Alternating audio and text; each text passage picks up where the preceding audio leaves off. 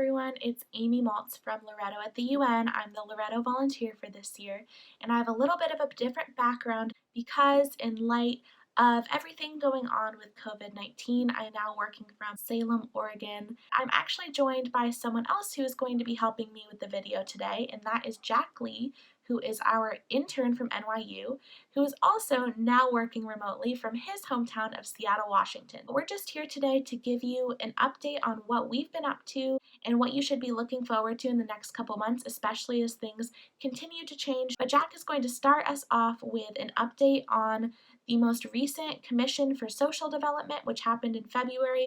And as a reminder, this was the first time ever that the UN addressed homelessness specifically and addressed solutions to homelessness at a commission. So I will turn it over to him. So, civil society was essentially trying to take away two main things from CSOC D58.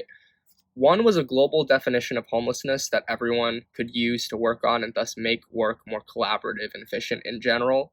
Second, more statistics and measurements regarding homelessness. Both honestly weren't really achieved because of some disruptive parties. Essentially, at a previously influential forum, there had been a definition of homelessness that had been adopted that was very progressive and very inclusive. For example, it included people who were in temporary housing, who were in insecure housing as homeless as well. And so going into it, we wanted the definition just to be straight, directly adopted. Unfortunately, again, because of the work of those disruptive parties, this was not achieved. Essentially, the inclusivity was just dropped from the final resolution, and as for the increased measurements, it was kind of just kicked down the road. People said, oh, this shouldn't be talked about here, this should just be talked about at the statistical forum. I think for me, as a first-timer, this bureaucracy was really surprising to me. As Americans, we always complain about the federal government and how massive it is and how slow and inefficient it is, but the UN, wow, that's truly massive.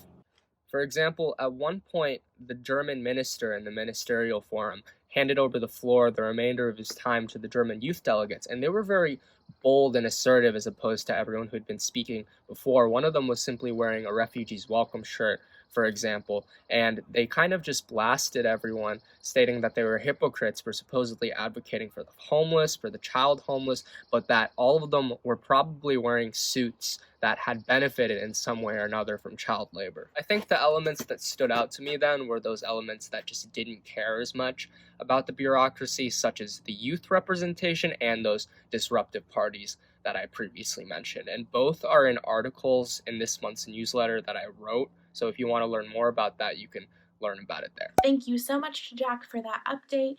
I am going to keep moving the video along to a quick update on what was meant to be the 64th Annual Commission on the Status of Women, as well as the 25th anniversary of the Beijing Declaration and Platform for Action. If you're curious as to why this is such a big deal to us, I did make another video on this, and I'll leave the link to that video in the description box. Now, what was meant to happen for this year's Commission on the Status of Women was a 2-week-long conference in which thousands and thousands of women from all across the world all come together in New York City to talk about gender equality. Unfortunately, because this was supposed to happen during March, this was right when concerns for COVID-19 were just taking off, and there was a decision to postpone the majority of the events for the CSW. They decided that instead of having a 2-week commission, they would have a 1-day commission just in order to adopt the political declaration that had been in the works, and I'll definitely leave a link to that political declaration in the description box if you want to read it in full. So this is all really disappointing because this is the big opportunity for so many members of civil society to really have their voices featured, especially for women from marginalized communities or people from marginalized identities. Unfortunately, that is not going to happen in the way that we hoped it would this year. Luckily, however, before all of this went down, before the UN shut down, the International Women's Day celebration did happen. There was a plenary celebration in the General Assembly Hall. At that time, there had still been scares, so the only people who would go in person to that celebration were people with very special passes, but everything was broadcasted live, so I think that's how the majority of people saw it anyway. I don't really have time to go into the exact specifics of the celebration, but needless to say, it was wonderful. I highly recommend that all of you take the time to perhaps look up Anita Nayar's remarks. Her remarks really stood out and are really indicative of what women need to look to in the future moving forward. This insidious virus both highlights our potential to meet this global challenge with collective resources and action, and it also forces us to confront the inequalities resulting from our economic model, with underprepared healthcare systems driven by profiteering pharmaceutical companies rather than the common good. It also throws into sharp relief the acute impacts of such crises on women and girls who bear the disproportionate burden of care work. Although we were obviously really disappointed that the CSW was canceled, and in particular we're disappointed because we were expecting to have a delegation of around 40 people come to the commission, we did still manage to have a couple impromptu events.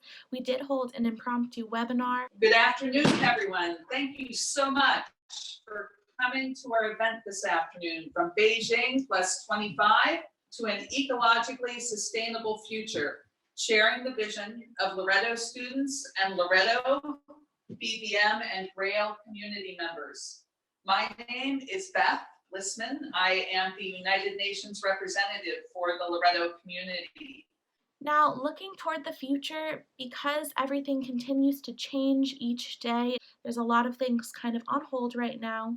We are going to continue to do our best to keep doing the work that we normally do online and keep it accessible to all of you. So be sure to keep following us and looking out for other videos like this and other resources that pop up on all of our other social media pages. I just also want to take a moment to recognize how severe of an impact that all of this is going to have on marginalized communities and communities that already don't get enough support in our world or enough acknowledgement of their stories and narratives and experiences. I really encourage you to follow some of the social media platforms that I'm going to be putting on the screen, and just do your part to keep yourself educated on the ways that we can support other communities, in particular neurodivergent people, people with compromised immune systems, older persons, migrants, people of color, in the LGBTQ community. Given that it is a UN agency, I also want to uplift the work that the World Health Organization is doing, and be sure to follow all of their updates and good information that they are providing online as well. Thanks so much to you all for watching. I'm going to turn it back over to Jack for a final goodbye. Thank you so much for watching. Please stay safe during these trying times. Just a note that if any of you happen to be in New York, none of us are in the office right now, but you can stay connected with us right here on our social medias. Bye!